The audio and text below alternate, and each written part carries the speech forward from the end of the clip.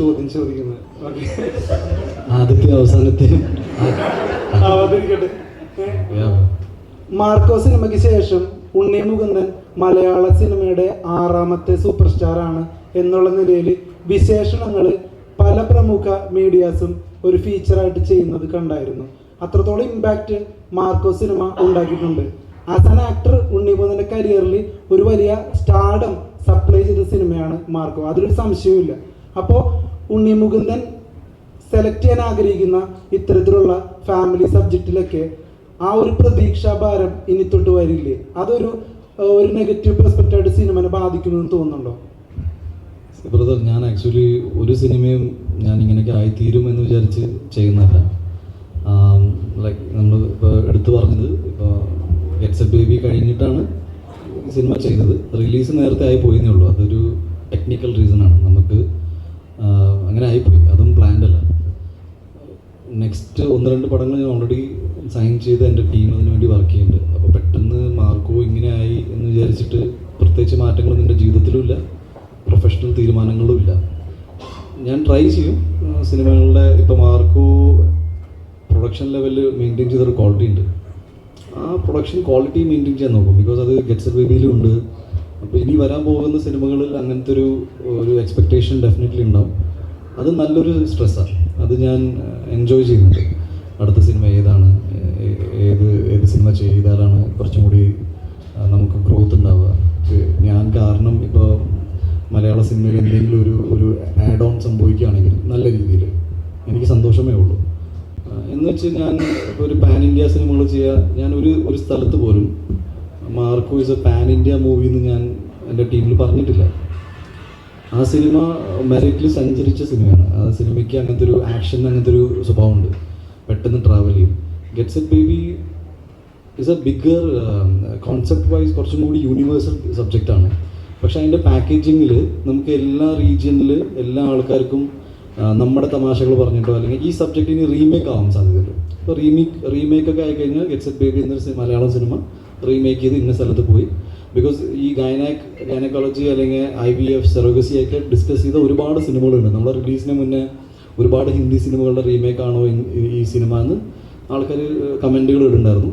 നമ്മുടെ കോൺഫിഡൻസ് എന്താണെന്ന് വെച്ചാൽ അതുപോലെ ആവാനേ പാടില്ല എന്ന് നമ്മളും തീരുമാനിച്ചിട്ടുണ്ടായിരുന്നു.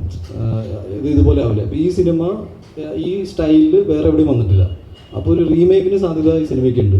ഇപ്പോഴും the best part is that എൻ്റെ ഈ പടത്തിൻ്റെ ഹിന്ദി വേർഷനും തെലുങ്ക് വേർഷനും എൻക്വയറീസ് വരുന്നുണ്ട്. അപ്പോൾ ആസ് എ പ്രൊഡ്യൂസർ ഇപ്പോൾ സജീവ് ഇപ്പോൾ ഈ മീറ്റിംഗ് കംപ്ലീറ്റ് ചെയ്തിട്ട് ആ മീറ്റിങ്ങിലേക്ക് പോകും. അപ്പോൾ നമ്മുടെ സന്തോഷം എന്ന് വെച്ചാൽ സിനിമയുടെ പ്രൊഡക്ഷൻ വാല്യൂ അല്ല ഈ സിനിമയുടെ വലിപ്പം. എപ്പോഴും ഐഡിയ ആണ് വലുതെന്ന് വിശ്വസിക്കുന്ന ആളാണ് ഞാൻ. ചിലപ്പോൾ എക്സിക്യൂട്ട് ചെയ്യാൻ ഇപ്പോൾ മാർക്കോ പോലെ നമുക്ക് അത്രയും പൈസ ഇതിന് വേണ്ടി വന്നില്ല. പക്ഷേ ഈ സബ്ജക്റ്റിന് വേണ്ടി ഒരു നല്ല തുകയുണ്ട്. അത് ജെനുവിൻലി സബ്ജക്റ്റിൻ്റെ എൻഹാൻസ്മെൻറ്റിന് വേണ്ടിയിട്ട് നമുക്ക് സ്പെൻഡ് ചെയ്യാൻ പറ്റിയതിൽ വലിയ സന്തോഷമുണ്ട്. അതിൽ ഞാൻ സജീവനും കിങ്സ്മെൻ എന്ന് പറഞ്ഞ സജീവിൻ്റെ പ്രൊഡക്ഷൻ സപ്പോർട്ട് വേറെ പ്രൊഡ്യൂസറുണ്ട്, അവരെല്ലാവർക്കും നന്ദി പറയുന്നു. ബിക്കോസ് ഒരു സിനിമ ഇപ്പോൾ പറഞ്ഞ പോലെ ഹോസ്പിറ്റലിലാണ് ഷൂട്ട് ചെയ്യുന്നത്. പറഞ്ഞ പോലെ ഹോസ്പിറ്റൽ അങ്ങനെ കാണിച്ചു കഴിഞ്ഞാൽ ചിലപ്പോൾ ഭയങ്കര ഗ്ലൂമി ആയിരിക്കും. ഞാനും ഭയങ്കര കംഫർട്ടബിൾ ആയിരുന്നില്ല ഭയങ്കര കളർഫുൾ ഷർട്ടൊക്കെ ഇടാൻ. ഇപ്പം പറഞ്ഞു സത്യം എന്നോട് അങ്ങനെ ഇടിപ്പിച്ചതാണ്, അങ്ങനെ ഇട്ട് കുറച്ച് രസമായിട്ട് വരും എന്ന് പറഞ്ഞിട്ട്. സോ അത് സജീവിൻ്റെയും വിനയുടെയും കൂടി എഫേർട്ട് ഉണ്ടായിരുന്നു. അപ്പോൾ ഞാനും കൺവിൻസ്ഡ് ആയി, ഓക്കെ ഫൈൻ, നമുക്ക് അങ്ങനെ ചെയ്യാം. സോ സിനിമകൾ ഇനി അങ്ങോട്ട് ഭാരമായിട്ട് ഒന്നും വരാൻ പോകുന്നില്ല. എൻ്റെ കയ്യിലുള്ള സബ്ജക്റ്റുകൾ താങ്ക് ഗോഡ് അത് കുറച്ചും കൂടി ഒരു യൂണിവേഴ്സൽ ഐഡിയാസാണ് എല്ലാം ഉള്ളത്. ഇങ്ങനെ കൊച്ചു സിനിമ എന്ന് എനിക്ക് പറയാനേ തോന്നുന്നില്ല. എൻ്റെ അടുത്ത് ഇത് ഞാൻ ജയഗണേഷ് ചെയ്ത സമയത്ത് പറയും, ഒരു കുഞ്ഞു സിനിമ അതെനിക്ക് ബഡ്ജറ്റിലല്ല ചെറുത്. നിങ്ങൾ പൈസ മുടക്കിയിട്ട് സിനിമ ചെറുത് വലുതാവില്ല. നിങ്ങൾ മുടക്കുന്ന പൈസ ഏത് സബ്ജക്റ്റിലേക്കാണ് പോകുന്നത്, അവിടെയാണ് സിനിമ വലുതാവുന്നതും ചെറുതാവും. എന്നെ സംബന്ധിച്ച് ഒരു സ്പെഷ്യലി ഏബിൾഡ് വ്യക്തിയുടെ ജീവിതം സിനിമ അല്ലെങ്കിൽ അവരെക്കുറിച്ച് സിനിമ എടുത്ത് ഒരു ഫസ്റ്റ് ലുക്ക് പോസ്റ്റർ വീൽ ചെയറിലിരിക്കുന്ന ഒരു സാധാരണ വ്യക്തിനെ ഭയങ്കര പവർഫുള്ളായിട്ട് കാണിച്ചത് എന്നെ സംബന്ധിച്ച് ഭയങ്കര മാസ് മൂവിയായിട്ടാണ് ഞാൻ ജയഗണേഷിനെ സമീപിച്ചത്. അതിൽ ആകെ ഒരു ഹൈ പോയിന്റ് എന്ന് വെച്ചാൽ ഏറ്റവും അവസാനമാണ് എണീറ്റ് നിൽക്കുന്നു. ആ തോട്ടിന് ഭയങ്കര റെലവൻസ് ഉണ്ട്. അത് നിങ്ങൾ വേറെ രീതിയിൽ ചിന്തിച്ചാൽ വരും. ആസ് എ പ്രൊഡ്യൂസർ എനിക്കൊരു ഓപ്ഷൻ ഉണ്ടായിരുന്നു. സജീവ് എന്നോട് ചോദിച്ചിട്ടുണ്ട്, ആവേശം എന്ന സിനിമയുടെ ഒപ്പം റിലീസ് ചെയ്യണോ.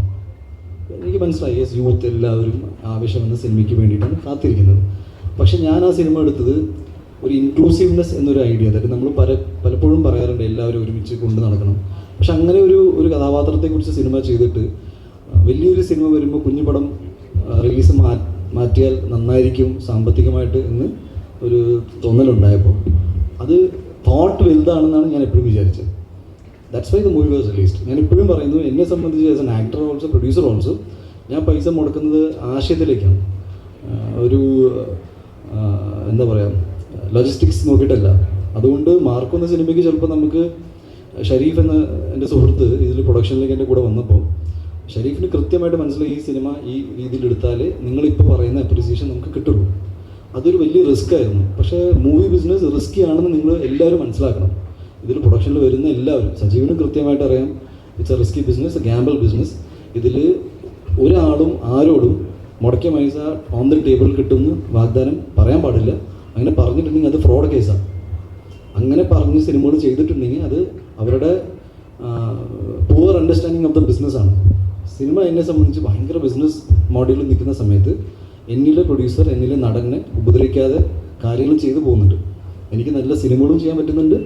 ഞാൻ ഒരു കുഴപ്പമില്ലാത്ത രീതിയിൽ പ്രോഫിറ്റും, കഴിഞ്ഞ പടത്തിൽ ഭയങ്കര പ്രോഫിറ്റ് ഉണ്ടായിട്ടുണ്ട്. ഈ പടത്തിലും ഞാൻ പ്രോഫിറ്റ് ഉണ്ടാക്കും, എൻ്റെ സുഹൃത്തും ഉണ്ടാക്കും.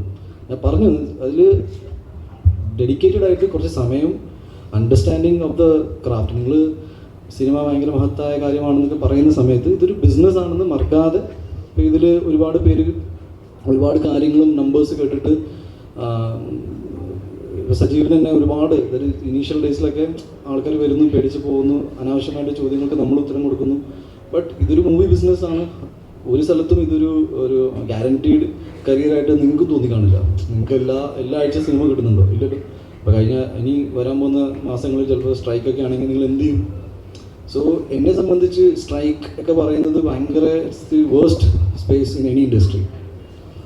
പ്രശ്നങ്ങൾ നിങ്ങൾ പരിഹാരങ്ങൾ കണ്ടെത്തുക. അല്ലെങ്കിൽ ഇൻഡസ്ട്രി ഡെഡാക്കിയിട്ടുള്ള ഒരു കാര്യത്തിനും നമ്മുടെ സപ്പോർട്ട് ഉണ്ടാവില്ല.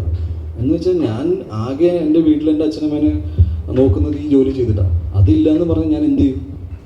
ആൻഡ് ഐ ഫീൽ അങ്ങനത്തെ ഒരു പ്രവണത ലൈക്ക് ഒരു ഇൻഡസ്ട്രിയിലും കേരളത്തിൽ എവിടെയും ഉണ്ടാകാൻ പാടില്ല. സ്ട്രൈക്ക് എന്ന് പറയുന്നത് ഒരു കാലത്ത് ഇൻട്രസ്റ്റിംഗ് മോഡലായിരുന്നു. These days it's not fair also. Because നമുക്കെന്തോ പ്രശ്നം എന്ന് പറഞ്ഞിട്ട് വേറെ ആരും വർക്ക് ചെയ്യാൻ പാടില്ല എന്ന് പറയുന്നതിൽ ശരിയല്ല. ബിക്കോസ് ഈ ഒരു സിനിമ ചെയ്യുമ്പോൾ എത്രയോ കുടുംബങ്ങൾ ഇതിൽ ജീവിച്ചു പോകുന്നുണ്ട്. അതും താരങ്ങളുടെ അവിടെ ഇരിക്കട്ടെ, അത് what ever it is. Daily wages batta മേടിച്ച് ജീവിക്കുന്ന ഒരുപാട് വലിയ കമ്മ്യൂണിറ്റി. ഒരു പടം ചെയ്യുമ്പോൾ എൻ്റെ ലൊക്കേഷനിൽ മാർക്കോയിൽ വന്ന പീക്ക് ഓഫ് ദ ഷൂട്ട് 342 ആൾക്കാരുണ്ടായിരുന്നു വൺ ഡേ. ജൂനിയർ ആർട്ടിസ്റ്റും എല്ലാവരും ചേർത്ത് അവർ എൻ്റെ സിനിമ വിജയിക്കുന്നത് പ്രാർത്ഥിച്ചിട്ടുണ്ട് മാർക്കോ. ബിക്കോസ് നമ്മൾ ഓരോ ദിവസം നോക്കുമ്പോൾ ടെൻഷൻ അടിച്ച് ബഡ്ജറ്റ് കൂടുന്നുണ്ടെന്ന് ടെൻഷനുണ്ട്, ഇല്ല എന്ന് പറയുന്നില്ല. സർട്ടിഫൈഡ് ആണ്, എന്ത് ചെയ്യും പറയുമ്പോൾ സ്ട്രെസ്സായി. ഈ സിനിമയെ സംബന്ധിച്ച് ഓരോ ദിവസം ഇങ്ങനെ ചെറിയ മാറ്റങ്ങൾ വരുമ്പോൾ നമ്മുടെ കൂടെ വർക്ക് ചെയ്യുന്ന ആൾക്കാർക്കൊക്കെ ഈ സിനിമ ഇങ്ങനത്തെ ഓരോ സിനിമകൾ തുടങ്ങുമ്പോഴേ, സ്പെഷ്യലി ആർട്ട് ഡിപ്പാർട്ട്മെൻറ്റ്, അതേപോലെ തന്നെ ഡ്രൈവേഴ്സ് ഡിപ്പാർട്ട്മെൻറ്റ്, ഇവർക്കൊക്കെ സ്ട്രെസ്സാണ്. അത് കംപ്ലീറ്റ്ലി ഇല്ല അങ്ങനെയൊക്കെ പറഞ്ഞ് കാര്യങ്ങളൊന്നും ചെയ്യുന്നതിൽ എനിക്ക് യോജിപ്പുണ്ട്. അത് എൻ്റെ പേഴ്സണൽ അഭിപ്രായമാണ്. ഹാവിങ് സെഡ് ദാറ്റ്, സിനിമകൾ വന്നുകൊണ്ടിരിക്കണം, നല്ല സിനിമകൾ തന്നെ വരണം. അതിന് വേണ്ടിയിട്ടുള്ള പൈസ വേണ്ടി വന്ന് മുടക്കണം. അത് വ്യക്തിപരമായിട്ടുള്ള തീരുമാനങ്ങൾ അതൊക്കെ. ഇപ്പോൾ സജീവിനെ ഗൺ പോയിന്റിൽ വെച്ചിട്ടല്ല പൈസ ഇൻവെസ്റ്റ് ചെയ്യിപ്പിച്ചത്. അതൊരു മെച്യോർഡ് വ്യക്തിയുടെ മെച്യോർഡ് തീരുമാനമാണ്. പിന്നെ ഈ ഇൻഡസ്ട്രിയുടെ സ്വഭാവം ഇങ്ങനെ ആയതുകൊണ്ട് ചിലപ്പോൾ നഷ്ടങ്ങൾ സഹിക്കേണ്ടി വരും. അപ്പോൾ അതിന് റെഡിയായിട്ട് വരണം എന്നാണ്. ഈ ആരെങ്കിലും നിങ്ങളോട് പറയുകയാണ് 100 രൂപ മുടക്കിയാൽ 100 രൂപ തിരിച്ചു കിട്ടുമെന്ന് പറഞ്ഞാൽ അതൊക്കെ ഒരു റോങ് ആണ്. 20 rupees is always at the risk. But നിങ്ങളുടെ ലൈഫിൽ ഏത് കാര്യമാണ് നിങ്ങൾക്ക് റിസ്ക് ഇല്ലാതെ കിട്ടിയേക്കണമെന്ന് ആലോചിക്കുക. പഠിച്ചപ്പോൾ ഫെയിൽ ആവുന്ന റിസ്ക് ഉണ്ടായിരുന്നു, ജോലിക്ക് പോകുമ്പോൾ പെർഫോമൻസിൻ്റെ റിസ്ക് ഉണ്ടായിരുന്നു.